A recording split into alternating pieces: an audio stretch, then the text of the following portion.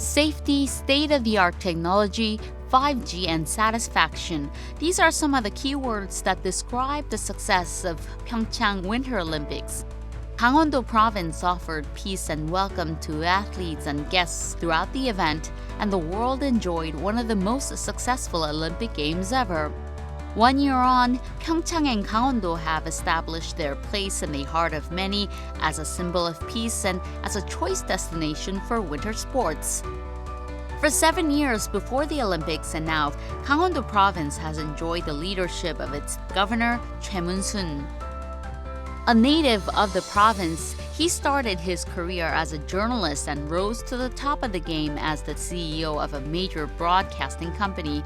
Then in 2008, he began a new career in politics. Since his first election to the office in 2011, he has been elected 3 times as the governor of Gangwon-do Province.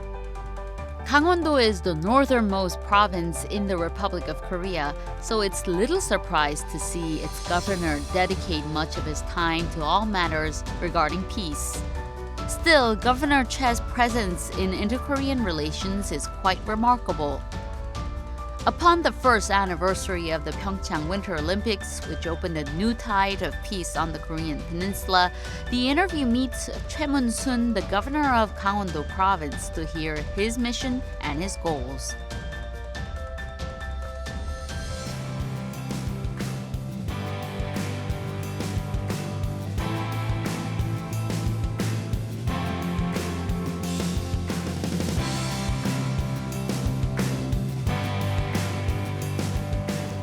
Hello and welcome to the interview. I'm Kim Min-jung. South and North Korea wowed the world last year by putting political differences aside and showing unity and sportsmanship during the Winter Olympics in Pyeongchang and Gangwon-do Province. Today on our interview, we're sitting down with the governor of Gangwon-do Province, Mr. Choi Mun-sun. 안녕하세요, 지사님. 안녕하세요. 만나서 네. 반갑습니다. 평창 동계올림픽이 열린 지 벌써 1년이 됐습니다. 네. 감회가 남다르실 것 같아요. 어떠세요? 네, 세월이 아주 빠르죠. 벌써 1년 됐습니다.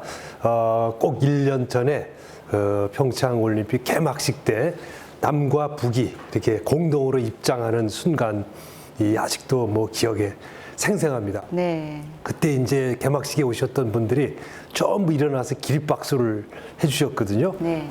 정말 감동적인 순간이었습니다. 그리고 그 당시에 해외에서 많은 분들이 오셨고 동계올림픽 전후에서 300만 명 정도의 외국인 관광객들이 오셨습니다. 네. 이 자리를 빌려서 감사드립니다. 그리고 1주년 행사가 또 곧 시작되니까 또 와주시길 부탁드리겠습니다. 고맙습니다. 네, 말씀하셨듯이 1주년을 맞아 다채로운 행사를 준비하고 있는 걸로 알고 있습니다. 네, 구체적으로 네. 어떤 행사들이 준비되고 있는지 말씀해 주세요. 네, 2월 9일이 꼭 1주년 되는 날인데요.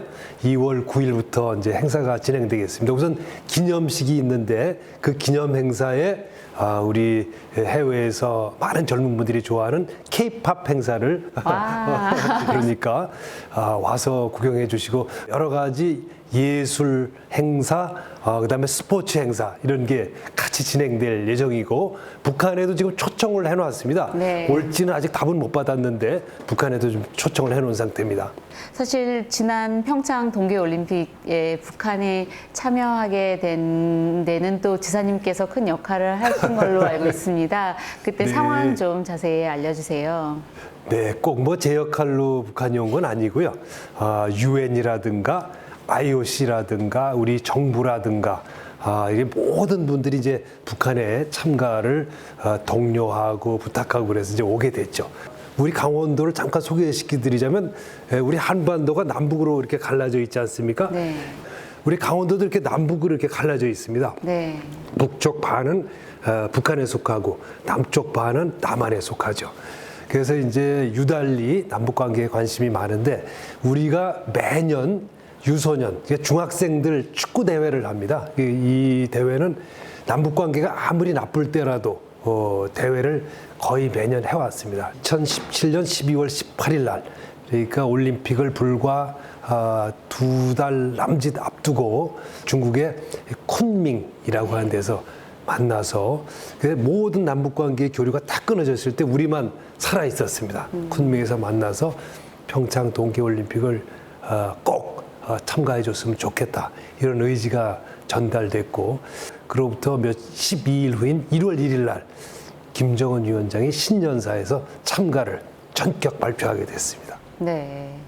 아무래도 그 계속 불씨를 살려왔던 그 스포츠 교류가 또 이어진 계기가 된 것 같습니다. 네.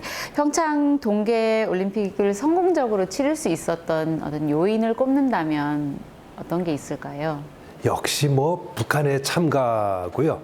북한의 참가에는 유엔과 국제사회의 협력, 그리고 모든 사람들이 이 평창 동계올림픽을 평화올림픽으로 치렀으면 좋겠다. 이런 의지가 전달됐기 때문에 또 그런 분위기가 만들어졌기 때문에 가능했다고 생각합니다. 이게 이제 평창이라는 이름이 그게 이제 우리 선조들이 지은 이름인데 굉장히 신기합니다. 평창이 평화로울 평, 그리고 창은 번창할 창. 그래서 영어로 하면 Peace and Prosperity입니다. 우연인지 필연인지 모르겠는데 이런 평화와 번영이라는 지명으로 이 올림픽이 진행됐죠. 그리고 그 이후에 이제 남북 간의 정상회담, 그 다음에 북미 간의 정상회담, 북중 간의 정상회담 이런 것들이 전부 평화와 번영이라는 컨셉 하에 진행이 됐습니다. 네. 평창 동계올림픽의 가장 큰 수확이라면 어떤 거가 있을까요? 역시 뭐 평화라고 말씀드릴 수가 있겠습니다. 이제 평창 동계올림픽이 불과 열리기 한 2달 전까지만 해도 이 한반도에서 전쟁이 나도 이상하지 않다라고 했었습니다. 나중에 들으니까 이제 토마스 바흐 IOC 위원장이 올림픽을 끝나고 가면서 저희한테 얘기를 하는데 IOC 위원회 내부에서 평창 동계올림픽을 취소하거나 연기해야 되는 건 아니냐 이런 논의가 있었다고 합니다. 네. 저희들도 깜짝 놀랐죠. 네. 북한이 2017년 11월 29일 그러니까 올림픽 불과 2달도 안 남겨놓은 시점이죠. 그때 ICBM을 쏴 올렸습니다. 네. 대륙간 탄도탄을 쏴 올려서 미국 본토를 공격할 수 있는 핵 무력을 완성했다. 이걸 선언했습니다. 그리고 김정은 위원장이 현지에 나가서 직접 그것을 현지 지도하고 발표했죠. 그러니까 뭐 그때부터 하여튼 뭐 전 세계 언론이 난리가 났었습니다. 그리고 그때 이제 올림픽 막바지 준비 단계였는데 티켓을 팔아야 되는데 티켓도 안 팔리고 네. 동남아에서 관광 비행기 티켓 예약했던 분들이 전부 취소하고 네. 막 이런 상황이었었습니다. 네. 아주 이제 극적으로 반전되면서 평화와 번영의 분위기 속에서 올림픽을 치르게 됐는데 그 이후에 이제 전쟁의 위협으로부터 저희들이 이렇게 벗어났다는 게 저희들로서는 뭐 가장 큰 성과라고 말씀드릴 수 있겠습니다. The year before the 2018 Pyeongchang Olympics was a period of high tension. 2017 saw North Korea's sixth nuclear missile as well as a series of military provocations. With one of the greatest global events coming to the Korean peninsula, getting North Korea to take part in the Olympic Games was essential to ensuring the safety and success of the Games. IOC와 함께 인내심을 갖고 마지막까지 노력하겠습니다. 쉽지 않은 길이지만 대한민국이 가야만 하는 길입니다. Despite continued tension, the South Korean government kept encouraging North Korea to come to the dialogue table. And as a result, North Korea's chairman Kim Jong-un announced in his New Year's address that North Korea will indeed come and take part in the Pyeongchang Olympics. Thus, the Pyeongchang Olympics marked a dramatic turning point in inter-Korean relations. Later that year, the world witnessed an inter-Korean summit as well as the first ever summit between the US and North Korea.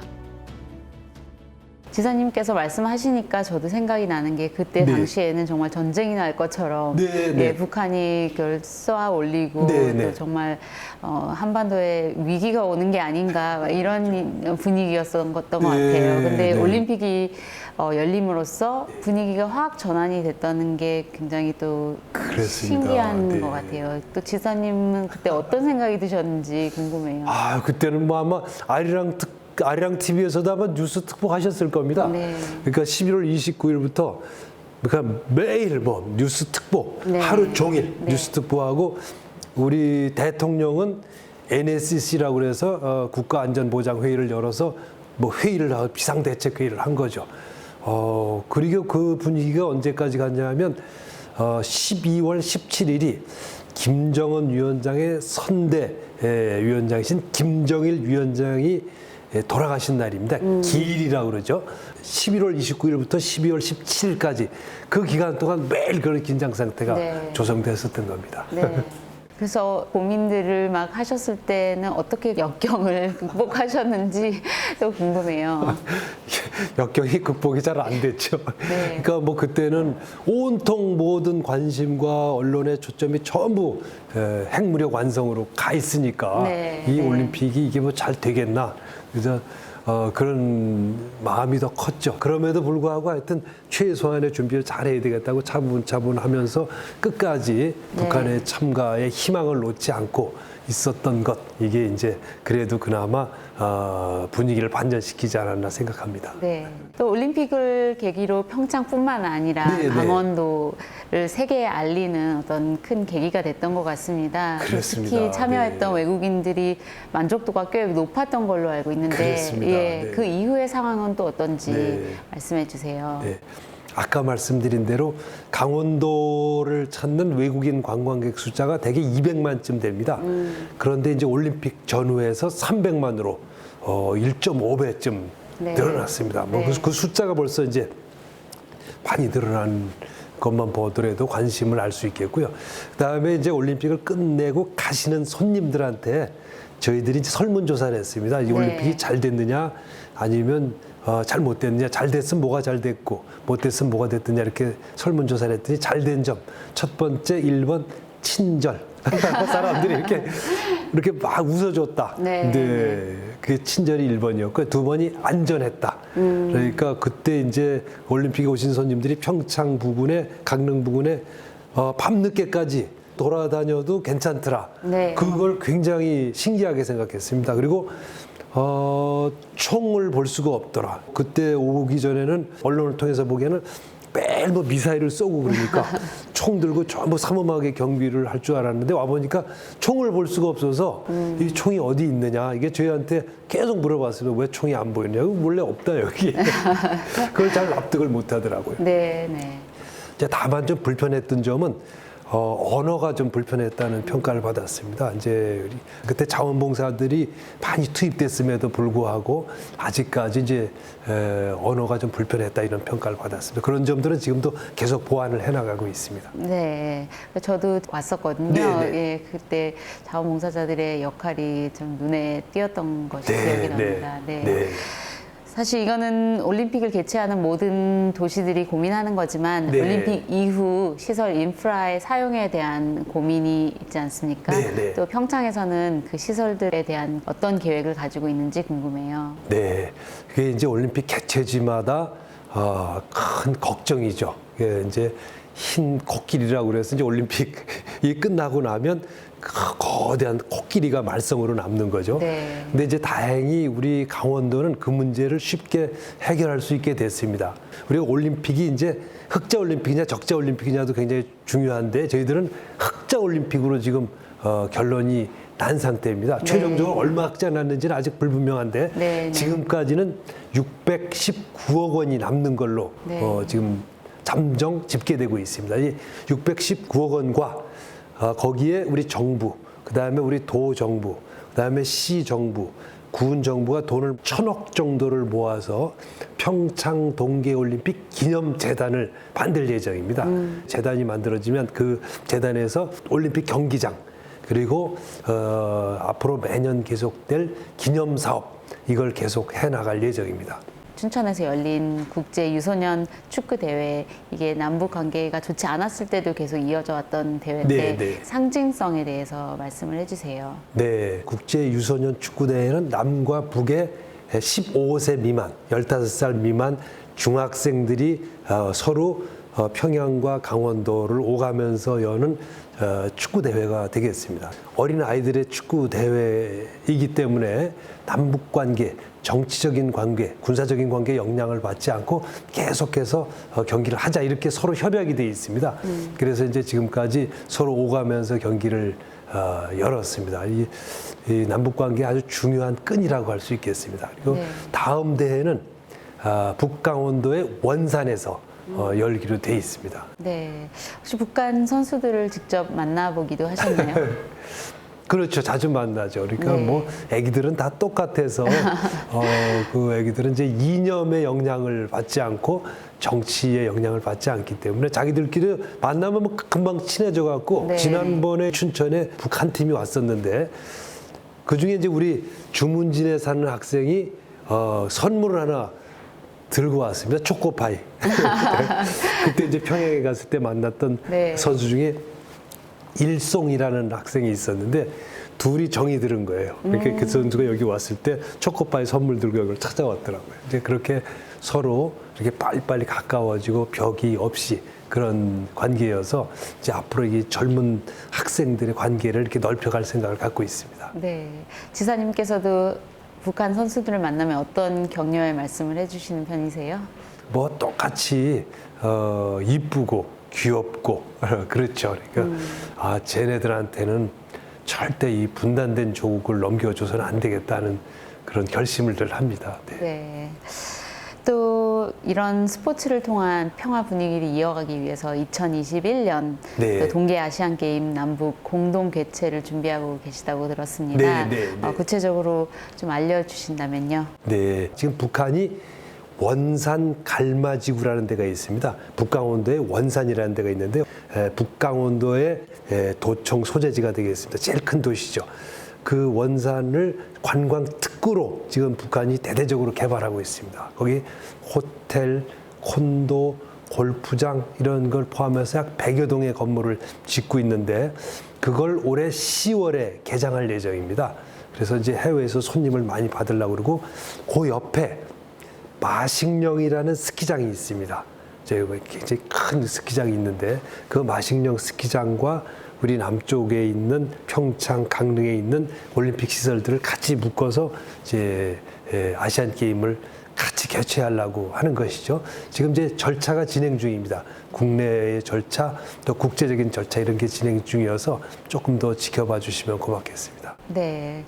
평창 동계올림픽 개최 이후로 또 지사님께서 어떤 스포츠 교류의 선두주자가 되신 것 같습니다. 또 이런 남북 스포츠 교류의 중요성과 또 올림픽 이후의 과제에 대해서 좀 짚어주신다면요. 네. 우선 이제 남북이 교류를 하는데 전체적으로 유엔의 제재를 받고 있습니다.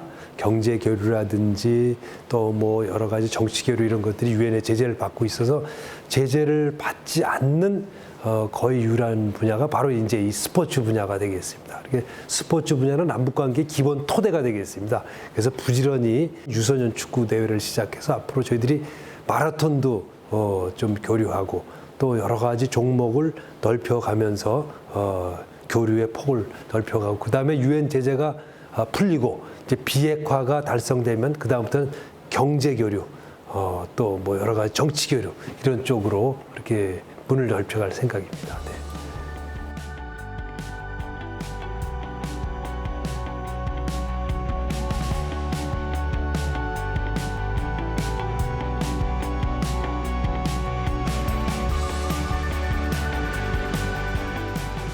예, 지사님께서는 최근 또 북한에 여러 번 방북하신 걸로 알고 있습니다. 어떤 연유로 또 총 몇 번 정도 다녀오셨는지 말씀해 주세요. 이 남쪽에서는 아마 제가 제일 많이 다녀온 사람 중에 한 사람일 건데 3번 갔다 왔는데요. 네. 첫 번째는 이제 유소년 축구 대회 하러 9박 10일 갔다 왔습니다. 와. 그 9박 10일이면 굉장히 길죠. 네. 평양을 거의 다 돌아볼 수 있는 그게 날짜인데 네. 9박 10일 갔다 왔고 두 번째는 이제 대통령과 김정은 위원장이 정상회담 할 때 2박 3일 네. 갔다 왔습니다. 저기 평양하고 백두산. 그다음에 이제 최근에는 금강산에 갔다 왔는데 요즘의 느낌은 북한은 개혁 개방을 결심했다. 지금 이제 우리 지구상에 한때 냉전 시대가 있지 않습니까? 자본주의와 공산주의가 아주 치열하게 대립했던 시기가 있었는데 이 냉전 체제가 무너지고 공산주의로서 남은 국가가 유일하게 북한이죠. 네. 그야말로 은둔의 왕국으로 고립돼 있는 이 국가였었는데 중국도 개혁 개방을 선택했고 그다음에 베트남도 개혁 개방을 선택하지 않았습니까? 이제 마지막 남은 이 북한이 개혁 개방을 결심했다. 저는 이런 판단을 가지고 있습니다. 예. 네. 처음 방문하셨을 때와 최근 방문하셨을 때 어떤 차이점을 느끼셨고 그렇게 생각을 하시게 된 단적인 예 같은 것들이 있으면 들려주세요. 북한을 방문했던 게 딱 10년 전이었습니다. 네. 미국의 뉴욕필 오케스트라를 네. 초청해서 제가 북한에 가서 공연을 했습니다. 네. 그 당시에 이제 미국의 국기가 처음으로 평양에 개양되고 미국 국가를 네. 처음으로 이제 연주했었습니다. 그리고 나서 10년 만에 갔는데요. 분위기가 뭐 완전히 바뀌었습니다. 근데 평양 시내가 커지고 밝아지고 그다음에 제일 달라진 점은 10년 전에만 해도 반미 구호가 뭐 평양 시내를 덮다시피 돼 있었는데 지금 가보면 반미 구호가 전혀 없습니다. 네. 미국을 적대시해서 아주 입에 담기 힘든 표현으로 반미 구호가 평양 시내에 많이 있었는데 지금은 아주 전혀 없습니다. 거기에 이제 유럽인들 비롯해서 관광객들이 굉장히 많습니다. 네, 외국인들이 꽤 많아서 저분들이 여기 왜 왔나? 관광객으로 오는 겁니다. 네, 거기 양각도 호텔이라는데 제가 묵었었는데 외국인들이 뭐 굉장히 하루 종일 드나들 정도로 유럽인들이 많은 상태여서 이제 이렇게 개혁 개방을 시작했구나. 그리고 비핵화를 완전히 결심했구나. 이런 느낌을 저는 가서 분명히 받았습니다. 저희가 또 알고 있는 또 북한, 네. 상상하는 북한과 다른 모습도 네, 목격을 네, 네. 하셨다고요. 어떤 것들이 특히 그랬나요? 그렇죠. 우리가 이제 언론을 통해서 지금까지 갖고 있는 북한에 대한 생각은 악마죠, 악마.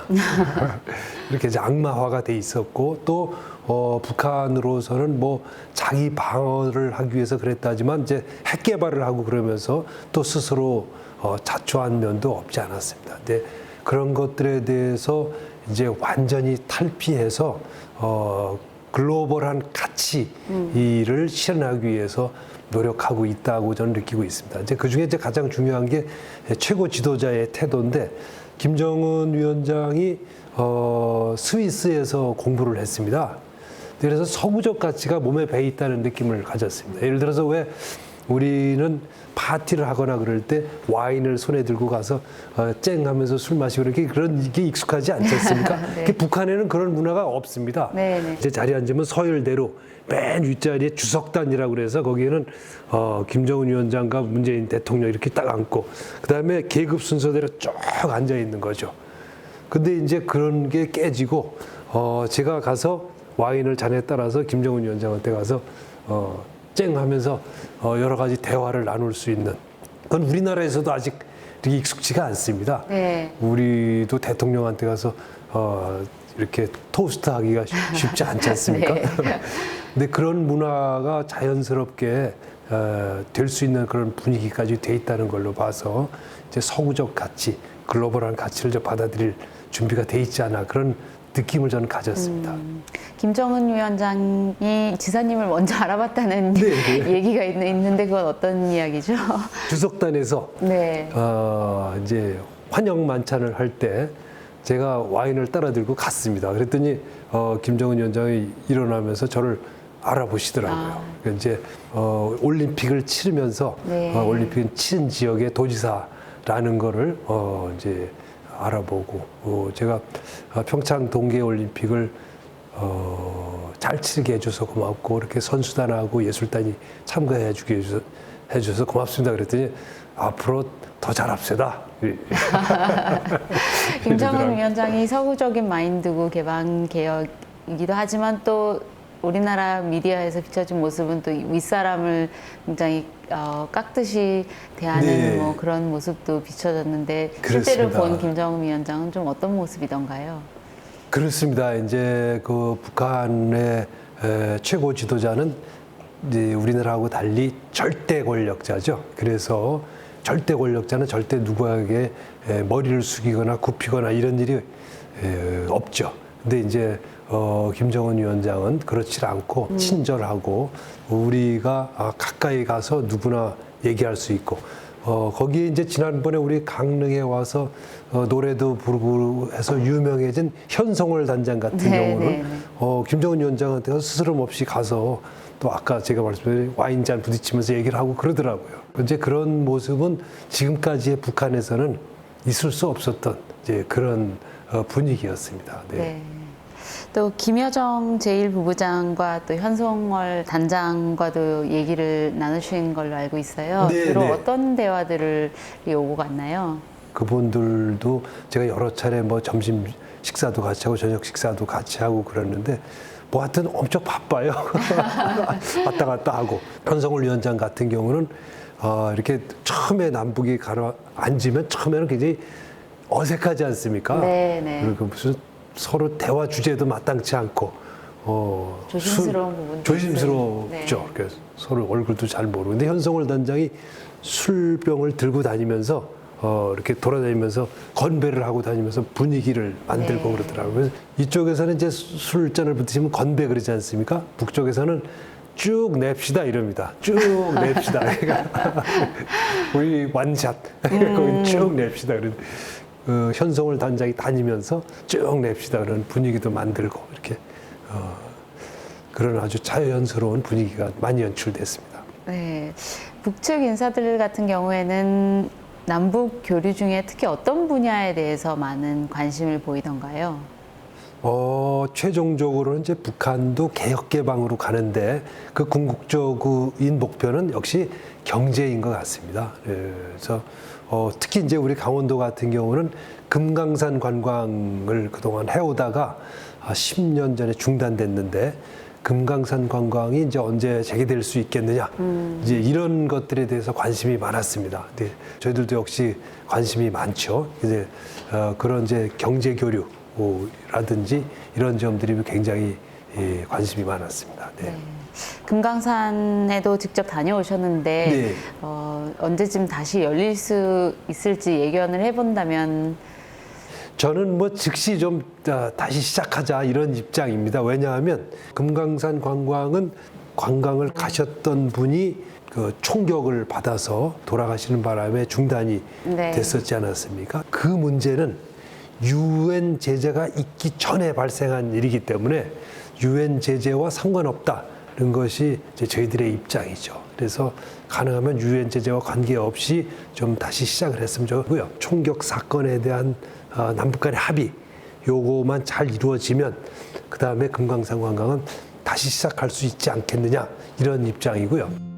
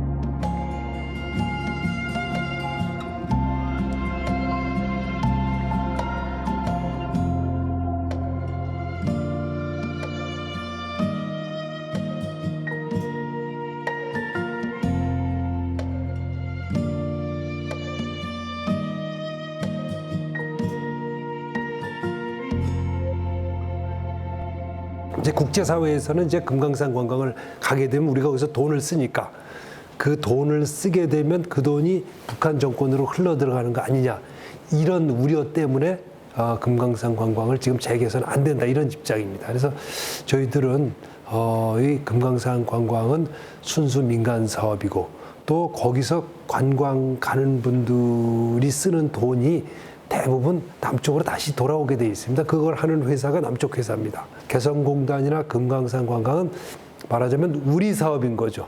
우리 남한의 사업인 것입니다. 그렇기 때문에 좀 빨리 이 문을 열어줬으면 하는 그런 바람을 가지고 있고, 북한이 이제 비핵화, 개혁 개방을 결심하고 국제사회로 나올 때 우리가 그걸 받아줘야 된다. 그래서 국제적인 질서 속으로 이렇게 수용해야 된다는 게 제 생각입니다. 네, 금강산 관광에 대한 수요가 좀 있다고 판단을 하세요? 아직 못 가보셨죠? 아, 저는 가봤습니다. 가보셨습니까? 네, 금강. 네. 네, 그때 한번 관광 이제 재개한다 할 때. 네. 그렇습니까? 오, 그러 쉽지 않으신데. 네. 네. 대한민국 국민이라면 반드시 가봐야 된다는 생각을 갖고 있습니다. 그걸 안 보고 죽으면 그건 너무나 억울한 일이다, 이 생각입니다. 네, 네. 또 지사님께서 이렇게 북한을 방북하시면서 특별히 눈여겨본 북한의 인프라가 있다면 어떤 것들이 있을까요? 북한은 너무나 아름답다고 할까요? 그 중에서도 이제 우리 강원도의 동해안은 천하절경이라고 할 수가 있겠습니다. 우리나라 해변이 이렇게 들쑥들쑥하지 않습니까? 근데 이게 쭉 바로 된, 길게 된 가장 긴 천하절경이라고 옛날부터 알려져 있는 명사십리가 북강원도의 수도인 원산에 있습니다. 이제 북한이 이 원산을 최초로 개혁 개방하기 위해서 중국이 심천을 제일 먼저 개방하지 않았습니까? 중국의 심천처럼 개혁 개방하기 위해서 여기를 지금 개발하고 있습니다. 거기에 호텔, 콘도, 골프장, 뭐 온천 이런 거를 전체 합쳐서 100여 동 정도를 짓고 있죠. 그리고 그 뒤쪽으로 공항이 있는데요. 이게 이제 갈마공항이라고 이름을 붙였을까요? 원래 갈마지구라고 그러죠. 이 지역을 개발해서 10월에 개장할 예정인데, 거기까지 이제 가기 위해서는 철도, 도로, 항만, 공항 이 4가지 교통로를 열어야 되는데, 그 교통로를 우리 강원도에서 갈 수 있도록 준비를 하고 있습니다. 이게 가장 중요한 SOC라고 말씀드릴 수 있겠습니다. 네. 또 지난해 남북 철도 또 도로 연결 착공식이 본격화되고 또 사업이 앞으로 더욱 더 본격화될 전망인데, 네네. 이 사업으로 또 기대할 수 있는 것들은 어떤 것이 있을까요? 남북 정상 간에 동해선 철도를 연결하자, 이게 합의가 돼 있죠. 이 동해선이 뭐냐면 부산에서 동해안을 따라서 철도가 쭉 올라오게 돼 있습니다. 쭉 올라와서 포항을 지나서 경북을 지나서 우리 강릉까지 지금 와 있습니다. 근데 강릉에서부터 고성까지가 지금 104km인데 거기가 지금 비어 있습니다. 네. 그거를 빨리 연결을 해야 되고, 그 다음에 고성을 지나서 북쪽으로 올라가서 함으로 해서 저쪽 청진으로 해서 가면 블라디보스톡으로 가도록 되어 있습니다. 블라디보스톡에서부터는 시베리아 열차로 연결돼서 저 파리하고 스페인까지 가도록 되어 있죠. 그래서 그 부분을 연결하면 이제 우리가 기차를 타고 파리를 갈 수 있고요. 또 반대로 유럽에 있는 분들 지금도 많이 옵니다. 시베리아 종단 철도를 따라서 우리 이제 강원도까지 올 수 있는 그런 철도가 연결되게 되겠습니다. 네. 또 이런 남북 경협 사업에 대한 퍼주기 네, 네. 논쟁이 또 언제나 이렇게 화두로 떠오르는 것 같습니다. 네. 이 부분에 대해서 지사님께서는 어떻게 생각을 하세요? 그거를 이제 실상을 깊이 알고 보면 그 반대입니다. 금강산 관광이나 개성공단에서 발생하는 재화의 대부분은 우리가 갖고 옵니다. 이게 우리 사업입니다. 그게 이제 8대2 정도 또는 9대1 정도로 압도적으로 우리가 갖고 오고, 거기에 또 많은 일자리가 생깁니다. 개성공단 같은 경우는 그 안에서 생기는 일자리, 그 다음에 그 뒤에서 거기에 공급하는 원자재를 가공하는 일자리, 이런 것들이 생기기 때문에 대부분 우리 사업이라는 거죠. 그리고 북한과의 여러 가지 경협도 대부분 그것이 우리 사업입니다. 우리가 이제 여러 가지 경제적으로 어렵지 않습니까? 이 어려운 것이 뭐 우리가 잘못했다기보다는 쭉 경제가 성장하다 보면 어느 순간에 가면 성장세를 멈추게 돼 있습니다. 이건 어느 나라나 다 그렇습니다. 이게 성장 경제에서 그다음에 성숙 경제로 들어가는 거죠. 그런데 이제 이러한 상황을 극복할 수 있는 유일한 통로가 저는 이제 북한이라고 생각하고 있습니다. 북한의 철도, 도로, 항만, 공항, 학교, 은행, 댐, 그다음에 텔레비, 냉장고, 스마트폰 이거 다 우리가 가서 공급해야 된다고 생각하고 있습니다. 그리고 거기 이제 2,500만 명이 동포가 살고 있는데 그분들이 생산자로서 또 소비자로서 우리가 놓치면 안 되는 그런 시장이라고 생각하고 있는 거죠. 관점을 좀 많이 바꿔야 된다는 생각을 갖고 있습니다. 네, 이걸 기회로 노려야 된다는 말씀이신 것 그렇습니다. 같습니다. 네, 네. 외국인들이 한국을 방문할 때 꼭 들르는 곳이 판문점을 비롯한 DMZ 투어입니다. 네, 네, 남북이 네, 향후 DMZ의 모든 GP를 철수하게 될 예정인데 이 일대가 어떻게 탈바꿈하게 될까요? 해외에서 오시는 분들한테 저희가 설문조사를 하면 한국에서 가장 가보고 싶은 관광지가 어디냐 그러면 DMZ라고 그러십니다.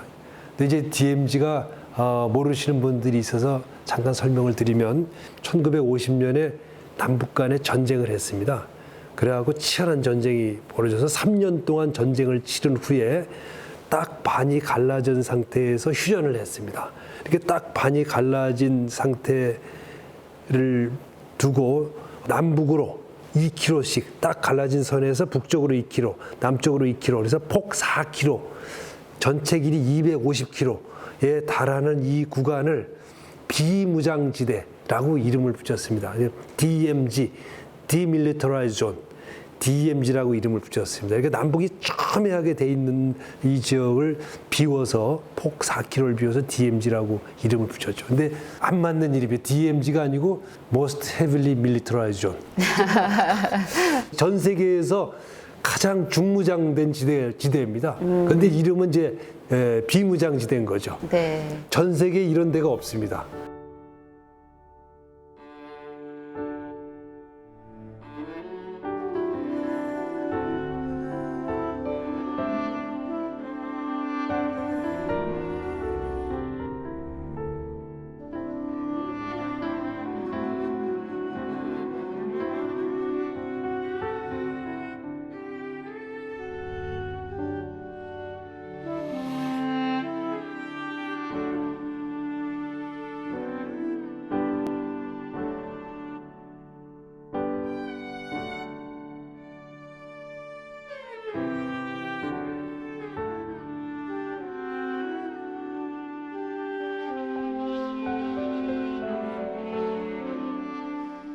삼중으로 막아서 아주 삼엄한 경비가 이루어지는 지역이 되겠습니다. 네, 지금은 이제 양쪽에서 많은 부분들이 철수해서 이게 이제 그런 충돌이 벌어지지 않는 지역인데 외국 분들이 이게 굉장히 궁금하게 생각하세요.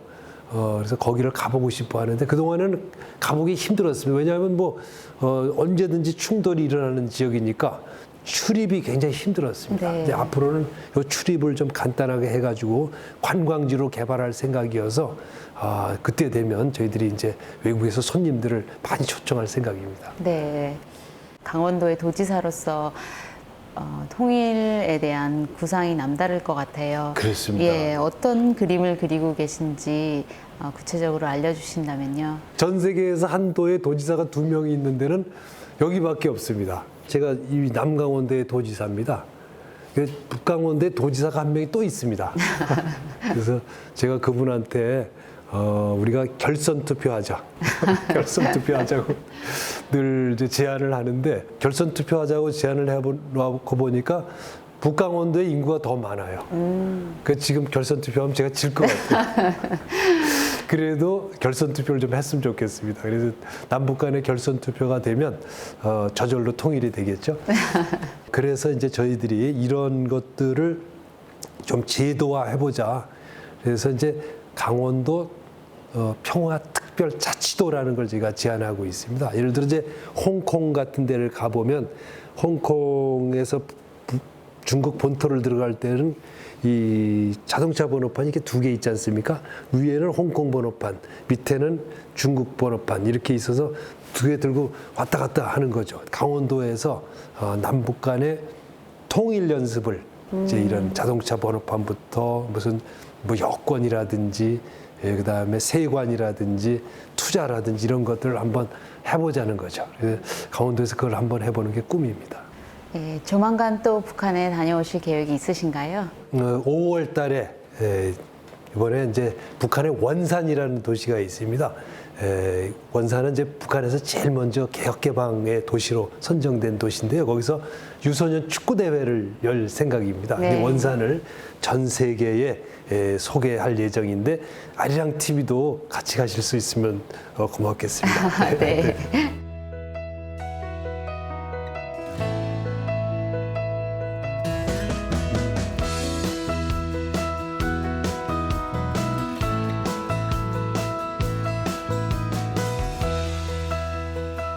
지사님께서는 강원도에서 태어나고 또 자라셨잖아요. 네, 네, 네. 예, 강원도 자랑 한 말씀 부탁드릴게요.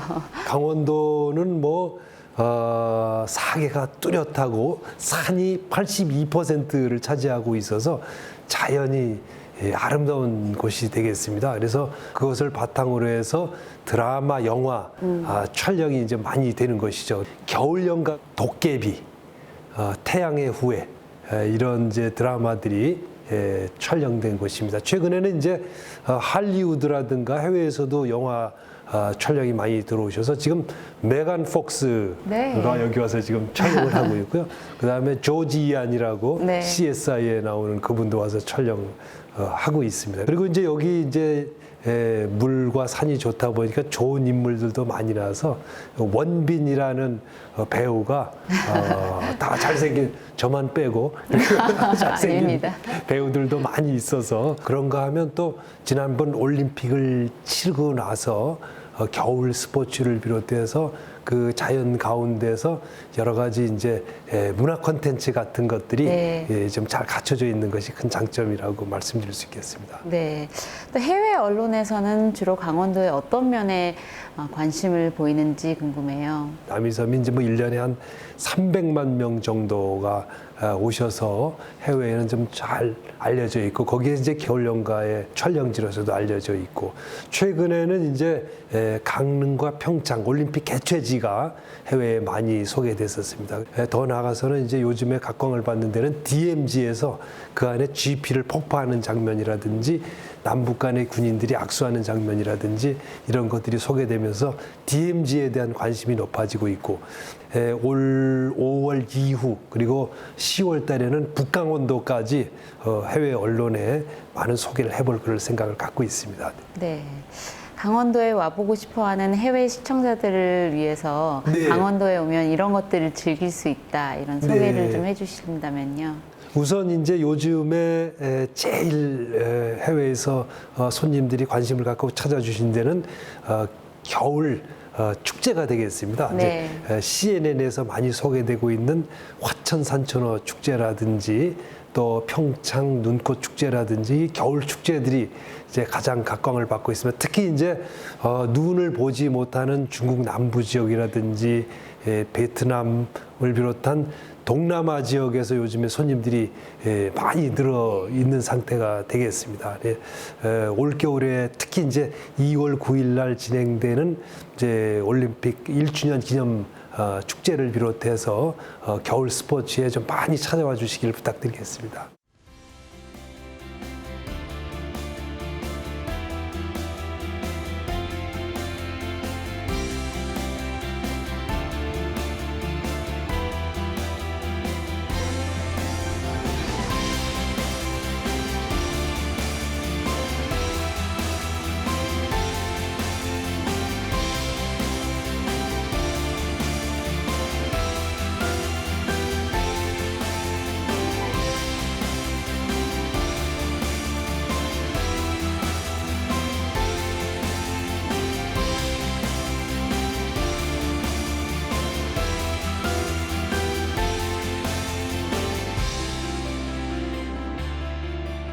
지사님께서 꼭 이거는 추천하고 싶다 하는 행사나 어떤 액티비티가 있다면 어떤 게 있을까요?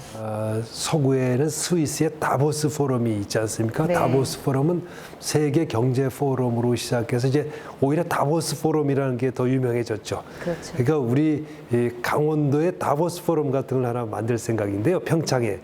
그건 평화 포럼이 되겠습니다. 네. 이제 2월 9일부터 세계 분쟁 지역에서 많은 분들을 불러서 이 자리에서 생맥주 마시면서 평화를 논하는 평화 포럼을 준비했으니까 거길 좀 꼭 와봐 주시길 부탁드리겠습니다. 네. 어떤 논의가 네, 이루어지는 네. 건가요?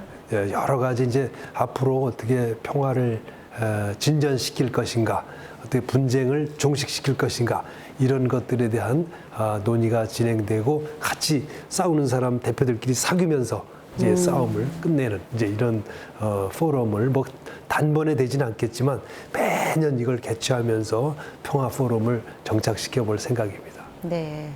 이번에는 이제 강원도지사님의 이야기를 좀 해보고 싶어요. 무려 3선에 성공을 하셨어요. 네. 네. 그 비결이 뭘까요? 저는 이제 평화에 대한 열망이라고 생각합니다. 이제 강원도가 분단도고 1950년대에 한국 전쟁이 일어났을 때 전쟁이 대부분 우리 강원도에서 이루어졌습니다. 이 다른 전쟁과 달리 이 한국 전쟁은 고지전이라고 해서 딱 전선이 교착된 상태에서 높은 산을 빼앗는 전쟁으로 진행됐습니다. 대부분의 큰 전투가 강원도에서 진행됐습니다.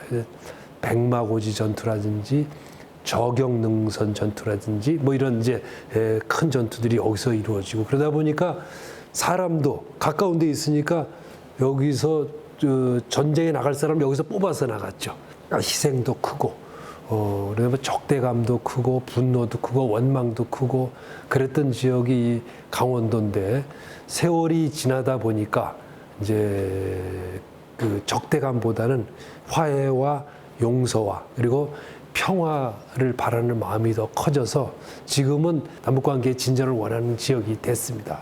그러다 보니까 제가 평화를 실천하는 선거 공약을 보고 많이 찍어주신 것 같습니다. 네. 또 인상도 워낙 친근하시고 푸근하시고 좋으셔서 스스로 이미지에 대해서 많은 고민을 또 하시는 편이신가요? 그렇습니다. 강원도에서 감자가 많이 나다 보니까 강원도 사람을 이제 감자라고 그러는데요. 네. 그래서 제가 원래 이제 토종 감자인데 네. 처음에 토종 감자라고 그랬다가 조금 지나면서 뭐 별로 시원찮으니까 이제 불량 감자가 됐었습니다. 근데 요즘에는 그래도 남북 관계에 좀 애를 쓴다고 요즘은 평화 감자로 이렇게 네. 불러주고 있습니다. 네. 너무 재밌는 별명인데 꽤 어울리시는 것 같습니다. 그렇습니까? 평화. 네. 지사님은 기자와 또 방송사 대표를 역임하신 언론인이신데 언론인으로 네. 보는 강원도와 네. 또 도지사로서 운영하실 때 느끼시는 강원도는 좀 다를 것 같은데 그 차이점에 대해서 좀 말씀해 주세요. 제가 방송사에 있을 때는 외국과의 문화 교류에 방송이 차지하는 비중이 엄청나게 큽니다. 그래서 저는 이제 드라마를 해외에 수출하기 위해서 많이 노력을 했었는데 그중에 이제 해외에서 많이 알아보시는 드라마가 대장금입니다. 대장금을 이제 해외에 한 82개 나라에 수출했었습니다. 그때는 뭐 지금하고는 달라서 그야말로 이제 보따리 장사 같았습니다. 하나 들고 돌아다니면서 다 팔았죠. 네.